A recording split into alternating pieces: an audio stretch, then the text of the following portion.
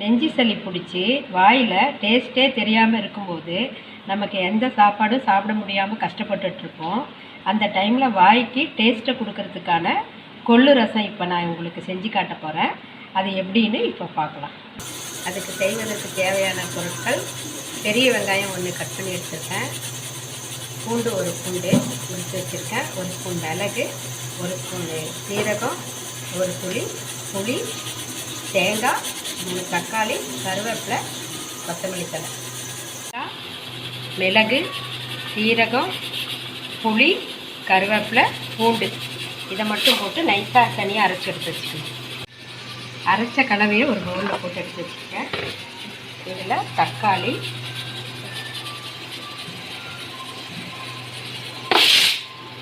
வெங்காயம்,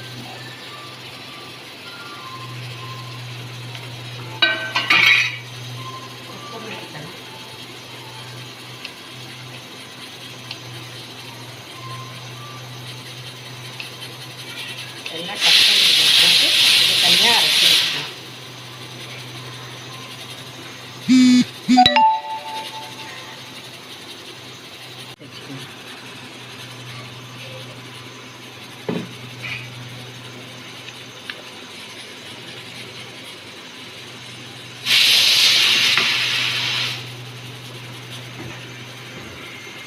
கொத்தமல்லி தழை இதை தனியாக அரைச்சி அதையும் இது கூடயே சேர்த்து கலந்து வச்சாச்சு. இது கூட கொஞ்சம் உப்பு,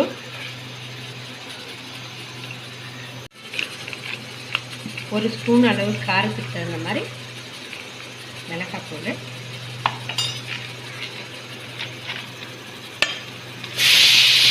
கொஞ்சம் தேவையான அளவுக்கு மஞ்சள்தூள்.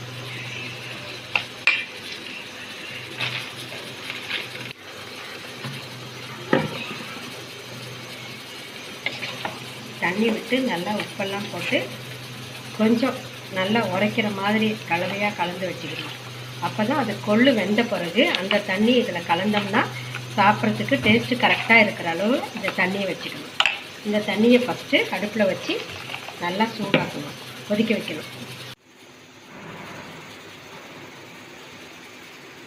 1 கப்பு கொள்ளுக்கு 7 கப்பு தண்ணி வச்சு குக்கரில் ஒரு 5 விசில் விட்டு 10 நிமிஷம் சிம்மில் வச்சுட்ட பின்னாடி அப்புறம் திறந்து நல்லா வெந்த பிறகு இந்த மாதிரி இந்த தண்ணி எடுத்து அந்த ரசத்தில் கலந்துடணும். கொதிச்சிருச்சு. இப்போ இந்த தண்ணியை வடித்து இதில் ஆட் பண்ணிக்கிறேன்.